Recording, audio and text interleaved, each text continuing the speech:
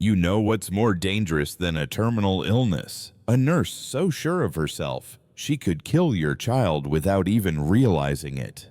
I watched a needle inch toward my son's arm, loaded with a dose of insulin strong enough to stop his heart within minutes. And I had to scream, right there in the middle of the hospital, to save the life of a child the healthcare system had already given up on.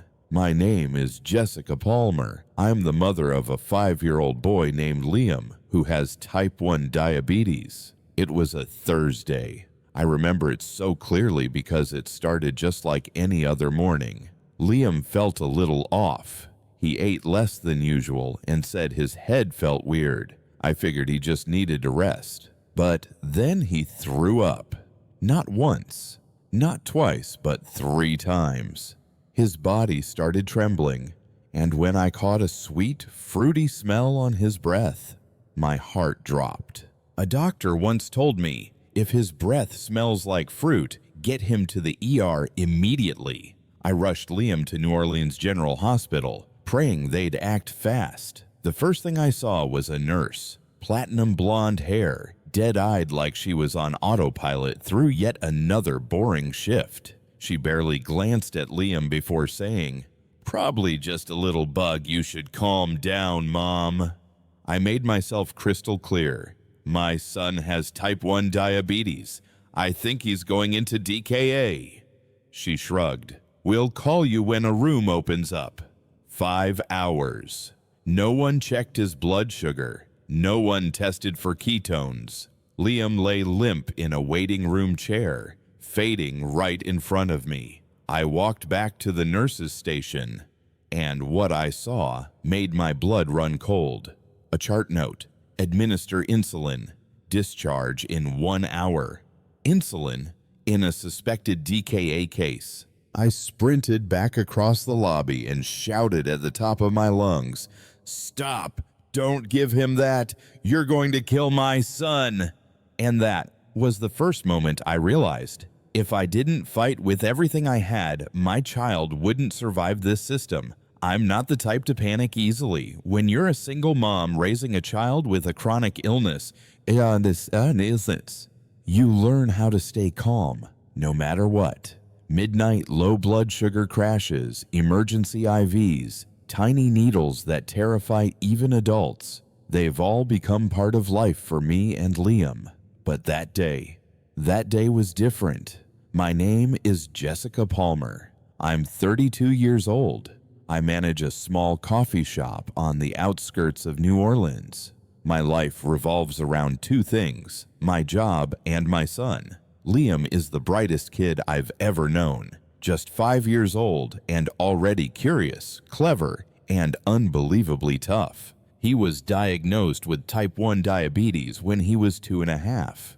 From that moment on, everything changed. I had to learn how to give insulin injections, count carbs in every bite of bread, and read the smallest signs from his body like they were Morse code warning signals. The morning it happened, I got a call from his daycare. Liam had thrown up once after snack time and said he felt tired. I rushed over to pick him up. Within an hour, he vomited twice more. Couldn't hold down water, couldn't keep glucose gel in. His body began to tremble, but what scared me most wasn't the vomiting. It was that empty, glassy look in his eyes and the sweet, fruity scent on his breath. That smell was a red flag. His body was slipping into diabetic ketoacidosis, DKA, a condition where blood turns dangerously acidic from lack of insulin. I drove straight to the nearest hospital,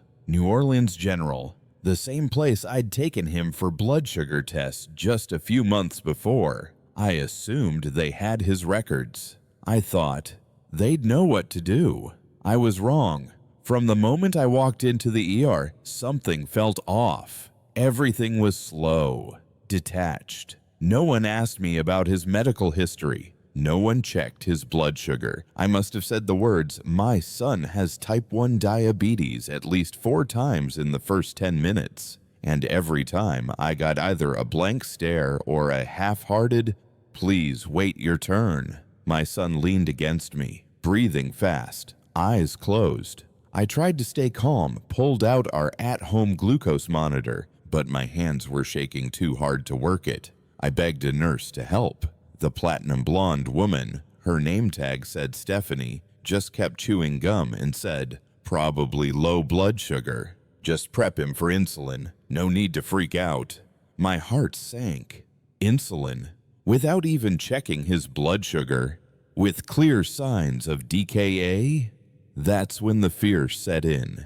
And not because of my son's condition, but because the people standing next to his hospital bed, holding the needles, had no idea what they were doing. And this was only the beginning. Her name was Stephanie, but in my head I always referred to her as the nurse with the most expressionless face and deadest eyes I've ever seen.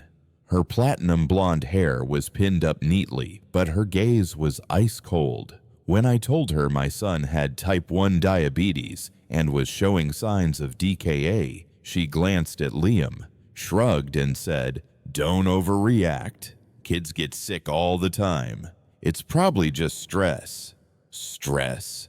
My 5-year-old was gasping for air, vomiting nonstop, pale as a ghost, and she called it stress? I paused for a second, trying not to raise my voice, but every time I asked for a blood sugar check, I got the same cold responses. "Not your turn yet. No rooms available. The doctor will get to him when he can." Liam leaned against my shoulder, his forehead covered in cold sweat. He tried not to whimper because he knew I was scared. I pulled out my phone and played a 432 Hz calming track I usually use to help me stay grounded, but that gentle music couldn't drown out the pounding in my chest or the fear crawling through my veins. 1 hour passed, then 2, then 3. No one came. No one asked. No one checked a single number. I got up 5 times to return to the front desk. Each time, Stephanie stopped me with the exact same words. "Still waiting on a bed. You don't have to ask every 15 minutes." The 6th time, I couldn't take it anymore. I looked her dead in the eye and said, "If anything happens to my son, I will sue this entire hospital." She kept chewing her gum, smiled, the first time I'd seen her smile, and said, "Moms need to stay calm, not cause a scene. Every mom thinks her kid's dying." That sentence hit me like a punch to the gut. I walked back to the chair, gripping my phone so tightly, my knuckles turned white. Liam was barely breathing now. Every time he opened his eyes, I had to touch his cheek, just to make sure he was still responding. I knew the signs of DKA. I'd read hundreds of pages, taken online courses, even taped a summary chart above our kitchen counter. I knew my son was in danger, but the people with the power to help were too busy clicking keyboards, chewing gum, and telling me I was just another mom, panicking over nothing. Maybe to them I wasn't a medically informed parent. Maybe I wasn't a credible voice raising red flags. Maybe I was just another tired, dramatic single mom who always blew things out of proportion. And then, just when I thought I couldn't take another second, the thing I feared most appeared. The patient board lit up with an entry that made my stomach drop. "Administer insulin. Discharge this afternoon." That's when I knew. If I didn't do something right then, my son wasn't walking out of that hospital alive. I'm not sure what exactly made me jump to my feet in that moment. Maybe it was instinct. Maybe it was fear. Or maybe I was just too exhausted to stay quiet any longer. I walked up to the front desk pretending I needed a glass of water, but then my eyes locked onto something. A whiteboard behind the desk. It was the patient tracking board, handwritten in green dry erase marker. Old school and risky, if you ask me. And that's when I saw it. Liam's name. Under the notes column, instead of the usual waiting for lab results or needs doctor review, I read, "Administer insulin, discharge 3:30 p.m. My heart skipped a beat. Insulin? I repeated the word in my head like a curse. Liam was in suspected DKA, diabetic ketoacidosis, which meant dangerously high blood sugar. Giving insulin without proper IV fluids and close monitoring could cause a sudden crash, even send him into a coma. But worse than that, no one had checked his blood sugar. Not one person. I spun around, sprinted back to the nurse's station, and practically shouted, "Why is there an insulin order on the board? Who authorized it? Has anyone even checked his blood sugar? Has anyone even looked at my son?" Stephanie looked up from her computer, the laziness on her face shifting into irritation. "Mom, calm down. The doctor gave the order. The hospital knows what it's doing." I wanted to scream. I haven't even seen a doctor. Who examined Liam? Who diagnosed him? Do you have blood work? Has anyone tested his glucose levels? She let out a loud, theatrical sigh, like I was the problem, like I wasn't a mother trying to save her son's life, but just another Karen with a complaint. The doctor evaluated the symptoms. Now we're just waiting on a bed. That's it. I couldn't take it anymore. I walked straight to the front reception desk and demanded to speak with the attending physician, the woman behind the desk. Curly hair, name tag said Michelle, replied in a clipped but slightly sympathetic tone. "Dr. Harlan is handling a trauma case, but I can let him know as soon as he's free." I didn't wait. I stood at the entrance to the inpatient ER hallway, eyes scanning every white coat for a name tag. 10 minutes later, a salt-and-pepper-haired man with Dr. Harlan on his badge walked past with another nurse. I didn't think. I stepped right in front of him. "Doctor, I'm Liam Palmer's mom. My son has an insulin order on his chart. Did you authorize that?" He looked confused. "I'm sorry, Liam? I don't recall a patient by that name today." My heart dropped. I explained everything. 5-year-old boy, vomiting, type 1 diabetes, no labs done, and a discharge plan with insulin.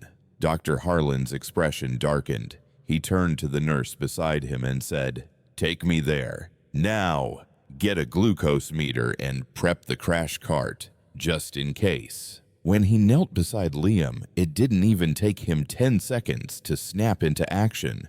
Acute DKA. Blood sugar needs to be checked immediately. And the number flashed, 498 mRDL, sky high, extremely dangerous. Dr. Harlan turned to me. His eyes, calm but serious, were the only thing keeping me from collapsing. If this boy had been given that insulin dose, he could have been in a coma within an hour. I looked over at Stephanie. She had turned away, pretending to read through a patient chart. And for the first time in my life, I realized it's not just illness that kills people. Apathy can too. And sometimes it's even faster. That night, Liam was admitted straight into the pediatric ICU, while Dr. Harlan and a team of nurses urgently placed IV lines, started fluids, and began a slow insulin drip following protocol. I sat quietly on a hard plastic chair next to my son's bed, hands still shaking.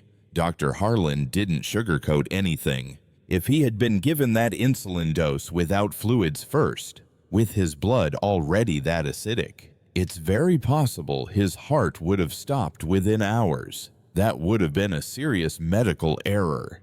I asked him, "Who gave the order?" He paused for a few seconds, then said, "We're looking into it. But according to the electronic chart, there was no insulin order entered by any physician at that time." I was stunned.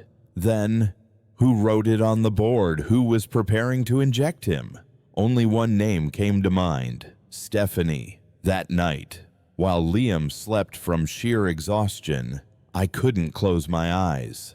I sat there staring at his tiny face, pale, sweaty, a sensor on one arm, an IV in the other, and I made myself a promise. This would not be buried. Not this time. The next morning, I stepped out of the room and started observing.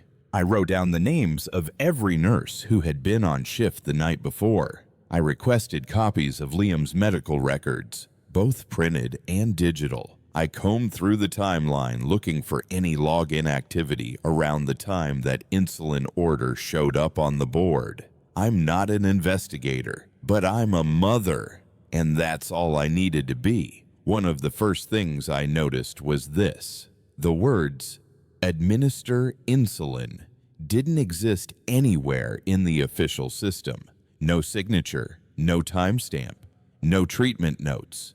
It only existed on that whiteboard, handwritten in the same casual style as any other routine update. I approached one of the morning shift nurses, Maria, who seemed far more thoughtful than Stephanie. I casually mentioned I'd seen something written on the whiteboard yesterday and asked if that was usually updated by doctors or nurses. She looked around and whispered, "That board's filled out by the nurses.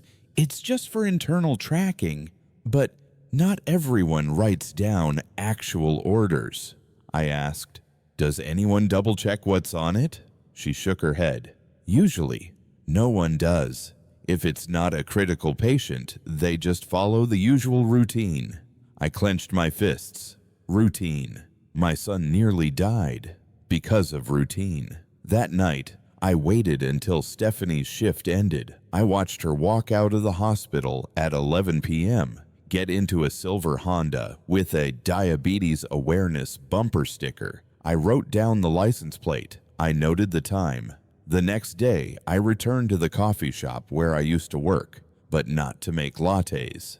I sat at the corner table by the window, opened my laptop, and started writing, taking notes, creating timelines, cross-referencing medical records, flagging every inconsistency. If they weren't going to investigate this properly, then I would, because one thing was absolutely clear. If Stephanie kept working the way she did that day, there would be other children who wouldn't be as lucky as Liam. I didn't know exactly what I was hoping to find when I started watching Stephanie. Part of me wanted to believe it was just a one-time mistake, a moment of carelessness during an overwhelming shift. But the other part, the heavier one, believed something much worse, that this wasn't her first time, and that it wouldn't be her last. The day Liam was discharged, I didn't go home right away. I drove to the back parking lot near the hospital and waited for the lunch break shift change. It wasn't hard to spot Stephanie from a distance. Straight posture, purple scrubs, blonde bun pinned high. She walked out of the admin wing with a coffee in hand, laughing with a group of nurses like nothing had ever happened. I sat in my car watching through the windshield and felt a chill crawl down my spine. This woman nearly killed my son, and now she was out here smiling, joking, like everything was just fine. I started tracking her schedule. Every afternoon, I parked somewhere nearby, jotting down her clock-in and clock-out times and the places she frequented. The pharmacy across the street, the sandwich shop on Bourbon, the gas station off St. Claude. And then, a few days later, while I was pretending to browse vitamins at the pharmacy, I overheard something that made my blood run cold. She was chatting at the pickup counter with the pharmacist, talking about caring for her elderly mother. One line echoed loud and clear. "I've been managing my mom's diabetes for over 20 years. Honestly, I probably know more than half these young doctors do."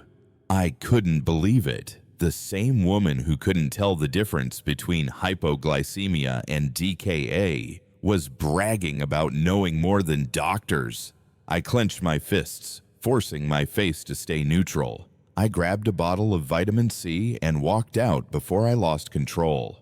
Over the next few days, I started noticing little things, but things that raised red flags.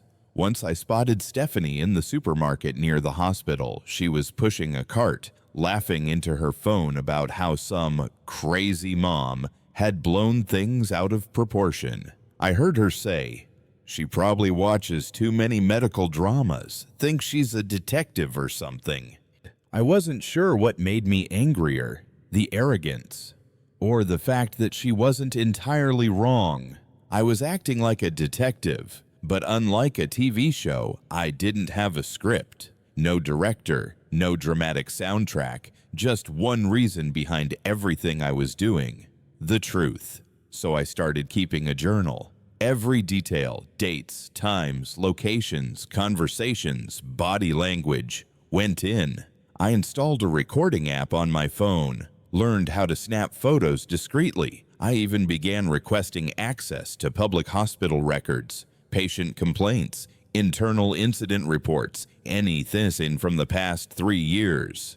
And then I found something that floored me. Stephanie had been officially warned once for entering false information into a patient's chart. No public note, no suspension, just a quiet internal warning, and the whole thing brushed aside. That's when I realized this wasn't just about her. This was bigger. This was about a system willing to stay silent, to protect itself.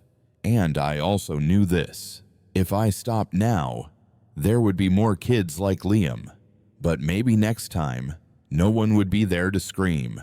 I thought I was getting closer to the truth, but really, I was just sinking deeper into the quicksand. 1 week after Liam was discharged, I got my first call from the hospital, not to thank me, not to apologize, but from the security department. The voice on the line was cold and clinical. "We've received a report regarding your repeated surveillance and disruptive behavior toward medical staff, specifically Nurse Stephanie King.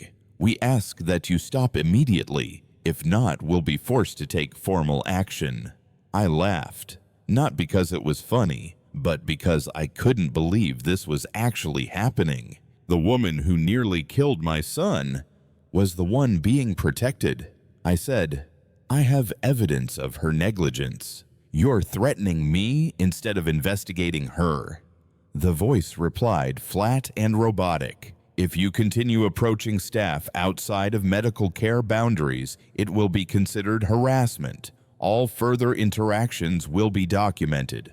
I hung up, palm clenched around my phone. I got it now. They didn't care about what was right or wrong. They cared about liability. And I was the liability they wanted gone. But it didn't stop there. The next day, when I went to pick Liam up from preschool, the director, who used to greet me with a smile, called me into her office. Her voice was cautious, even apologetic. "We've received an unofficial notice from the hospital's community liaison about a parent causing disruptions with medical staff. For the safety of the children and staff, we have to temporarily suspend Liam's enrollment." I froze. "You're kicking my son out of school because of me." She wouldn't meet my eyes. "We hope you understand. There are funding concerns, public trust. We just ask that Liam stay home for a few weeks. Once things settle down, we can revisit." I walked out with nothing but my child, shut out of a school he loved because his mother dared to ask questions. That night, my best friend Riley came over. We've been through everything together: breakups, bankruptcy, all-nighters in college. She brought a bottle of wine and that look of concern that didn't need explanation. She hugged me, then sat down slowly. "Jess, I know this is hell for you, but I need to be honest." I sat across from her as she said, "My husband works with the board that oversees medical education licensing, and Stephanie's mother is one of the longest-serving members on the hospital's board." I frowned. Riley took my hand gently. "I'm not defending her, but if you keep going, everything we've worked for, our lives, our families, could fall apart. Please, just stop, even if it's just for now." I looked at her, the friend who once held my hand in the delivery room, Who knew me better than anyone? And now, she was choosing career over truth. I gave a small smile, got up, poured 2 glasses of wine. Don't worry, I'll stop when the time is right. But inside, I knew the truth. I couldn't stop. Not now. Not while the truth was still buried beneath fake smiles and well-crafted warnings. Because if I back down now, who would be the one to scream when the next child gets left behind in the dark? I started to realize something. If I wanted the truth to come out, I couldn't fight this battle alone. And just when every door seemed to slam shut, the school, the hospital, even my friends, a message came through that changed everything. It was anonymous, no name, just a line from a strange email. I can't speak publicly, but I saw what happened that night. Meet me at Fox and Fig Cafe, Magazine Street Corner, 7 p.m. Tell no one. It took me half a day to confirm the email wasn't fake, and finally, with nothing left to lose, I went. In the back corner of the cafe sat a young woman, still wearing a hospital ID bracelet. She looked about 25, in a cream-colored scrub top, slightly wrinkled collar, eyes filled with a mix of fear and determination. "My name's Clara. I'm a new nurse. I've been there 3 months. I was on shift that night with Stephanie." I stayed silent. Let her speak. Clara told me that during the entire shift, Stephanie seemed distracted, off her game, asking basic questions no experienced nurse should be asking. Fluid rates for pediatrics, insulin dosage by weight, even how to differentiate between DKA and hypoglycemia. She asked me if fruity breath meant high blood sugar or low. My throat went dry. Clara's voice trembled as she went on. I told her it was a DKA sign, but she brushed it off. Then I saw her write on the whiteboard, by hand, without entering anything into the system. I asked, "Do you have any proof?" She looked down and shook her head. "I was too scared to document anything, but I'll write a statement, as long as you protect my identity." I agreed, and that night I had my first real breakthrough, a written testimony from someone inside. I brought the statement to the lawyer I had contacted weeks earlier, Maxwell Hines, a man known for handling statewide medical negligence suits. At first, he waved me off. There's not enough here to prove malpractice. But after reading Clara's statement, he went quiet, very quiet. Then he finally said, "If what this nurse wrote is true, this isn't just negligence. This is a serious breach of medical protocol." I nodded. For the first time in weeks, I felt the flicker of hope. I'm willing to take this all the way. But then he hesitated. "I'll need a retainer to file. $7,000. I went still. I was out of work, barely holding on to my house, so I sold my espresso machine, the one that once symbolized my dream of opening a cafe, and scraped together half. I promised to pay the rest within a month. He agreed. And just like that, I thought I was entering the fight back phase, but I had no idea. When you dare to stand up against a system, the system will come at you with everything it's got. I hadn't even come up with the rest of the legal fees yet, when the first counterattack hit me, fast, cold, and brutal. It was Monday morning. I was drawing up Liam's insulin dose, getting him ready for his checkup, when I got a call from his preschool. But it wasn't the principal, it was the school's attorney. "Ms. Palmer, we're calling to inform you that, due to recent allegations regarding your erratic behavior at a hospital and in a public setting, the school is placing Liam's enrollment on indefinite suspension. This is a precautionary measure for the safety of our student community." I froze. What allegations? Where? From whom? I demanded answers. He simply said, We received video footage from a local grocery store. It shows you confronting a healthcare worker in a public aisle. The video has been circulating, and that's when it hit me. I remembered last week at the supermarket near the hospital, I had run into Stephanie in the frozen food section, and I lost it. I confronted her right there in the middle of the aisle, unable to hold it in any longer. And in this era, of course, someone pulled out a phone and recorded it. A few minutes. That's all it took. Enough to turn me from a mother protecting her child into a crazy woman causing a public disturbance. That night, I got another message. This time, not anonymous. It was from Mark, my ex-husband. "We need to talk. I've spoken to a lawyer about custody." I couldn't breathe. Mark had never been that involved in Liam's life. But now, with my reputation under fire, my image distorted and torn apart, he saw an opportunity, and he wasn't going to waste it.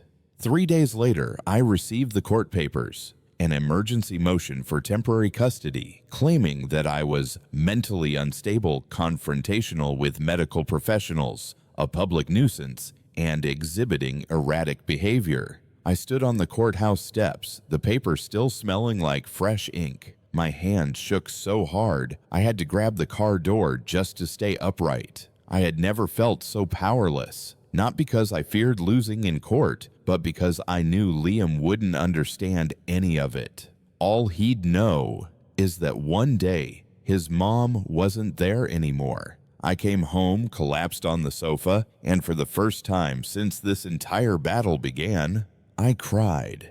Not out of fear, but from the kind of injustice that rots you from the inside out. I did everything right. I saved my son from a medical mistake. I refused to be silent. I fought for him.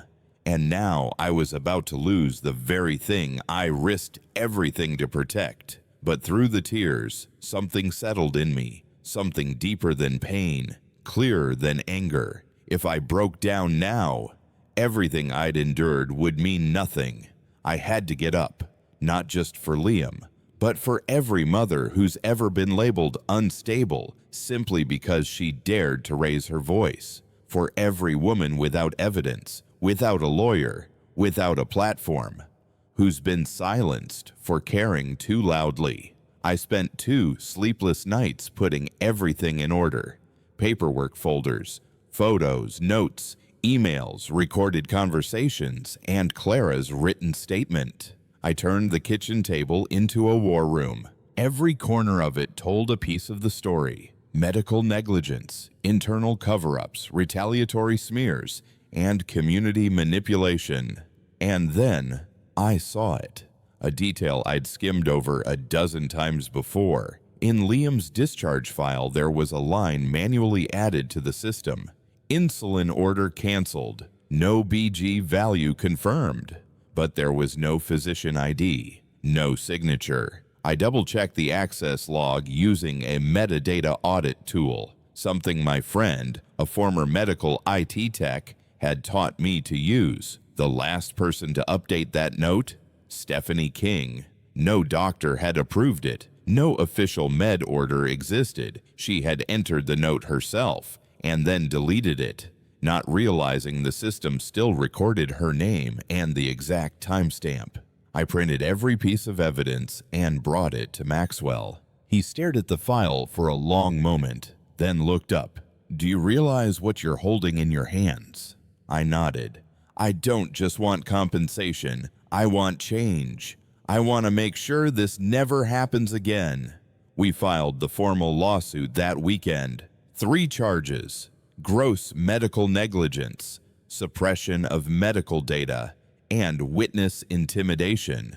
At the same time, I submitted a complaint to the Louisiana State Board of Nursing. Attached were all the files I had gathered, the internal access logs, a photo of the handwritten whiteboard, Clara's testimony, and most critically, a recorded clip from the supermarket where Stephanie had said clearly, "It wasn't that serious. The mom's just hysterical."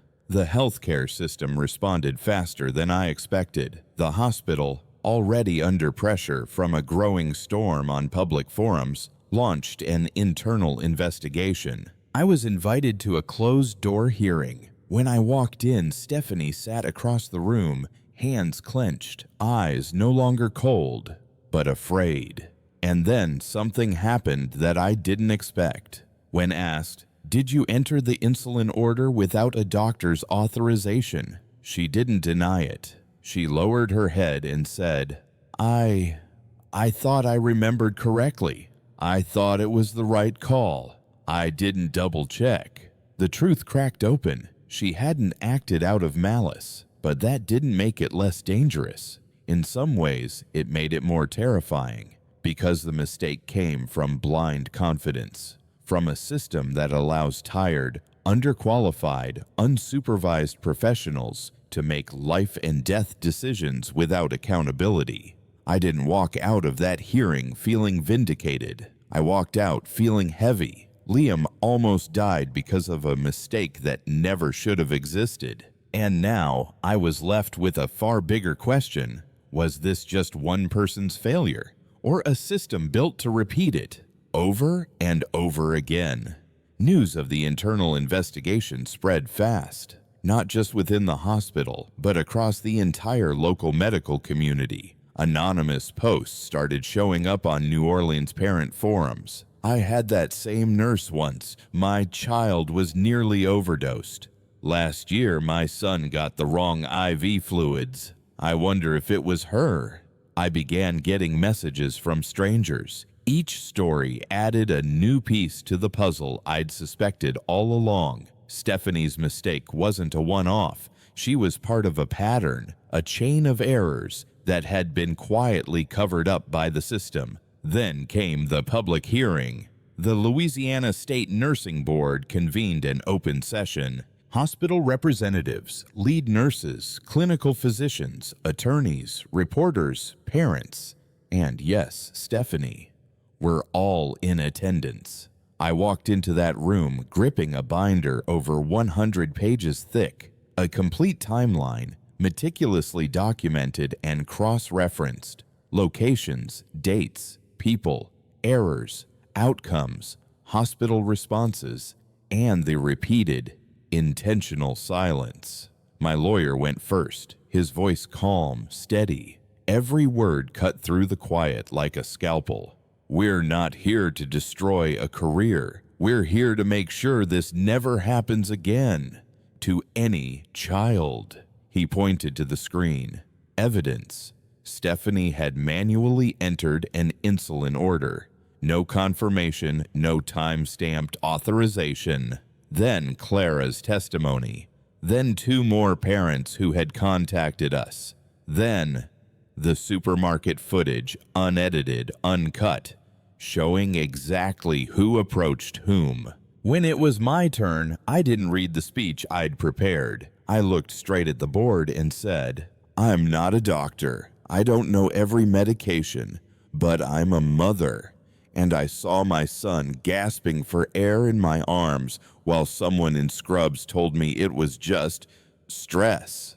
I paused, then added, "If I had stayed silent that day, my son wouldn't be here. If I stay silent today, others might not be here either."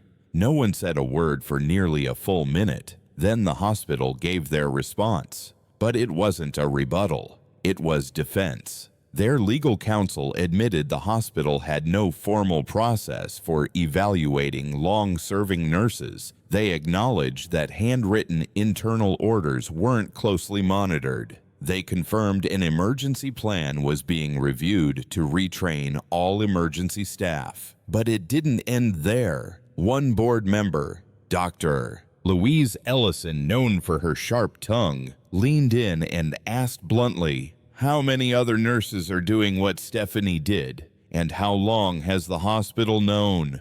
HR had no answer. An emergency audit was ordered. The results were staggering. 17 ER nurses had written orders manually instead of using the system. 8 hadn't had any retraining in over 5 years. 3 including Stephanie, had been internally warned at least once, with no meaningful consequences. The hospital issued a public statement. All implicated staff were placed on administrative leave for competency review. A new pediatric emergency protocol reform task force was created. As for Stephanie, she wasn't fired, but she was reassigned, no longer allowed direct contact with patients. More importantly, she was required to undergo mandatory retraining and cognitive reassessment. And in that same session, the board passed a new policy. All pediatric type 1 diabetes emergencies must be verified by at least 2 medical personnel before any clinical decision is made. I didn't cry. I didn't smile. I simply rested my hand on the table, and for the first time in months, I felt something return. Not trust in the system, but trust in myself. 1 year after the hearing, the hospital where Liam nearly lost his life has changed. Not completely, but just enough to mark a shift. They call it Liam's Protocol, a new emergency policy for pediatric patients with type 1 diabetes. Every insulin-related decision must be double verified. No whiteboards, no guesses, no shortcuts. The name Liam now comes up in training sessions, a small name but one that carries a story no one in the system can ignore anymore. As for me, I'm no longer the mom who screamed in the ER lobby. I now sit on the hospital's Parent Advisory Council, not to represent outrage, but to represent the unheard. I don't sit there like a warrior. I sit as someone who once lived in the silence, where every word you say is labeled too emotional, every piece of evidence dismissed as non-expert, and every attempt to protect your child is written off as unstable. But Liam is still alive, and that alone made every moment worth it. He's back in school now, thriving more than ever. Every time I see him running across the playground, laughing with his friends, telling me about his art class, I think of that night, the one where all that kept him tethered to this world was a single scream at the right time.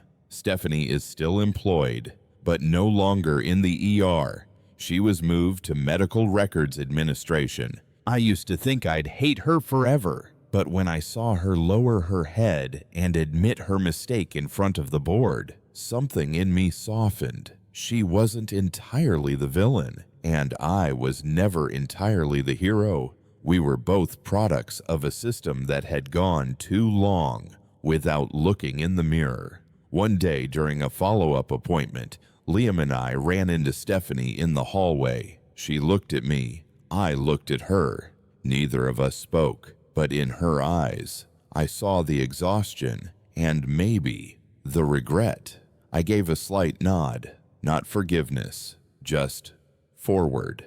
And if someone were to ask me what I learned from all this, my answer would be, the system doesn't change because you scream the loudest. It changes because you refuse to stay quiet, because you endure, because you don't walk away, even when the world begs you to. And justice sometimes doesn't come to end a battle. It comes to start things over the right way. You've just heard the story of the scream in the ER lobby and the fight of a mother who refused to give up. If you've ever felt dismissed, labeled as overreacting, talked over, or pushed aside, maybe you were right all along, and this video is for you.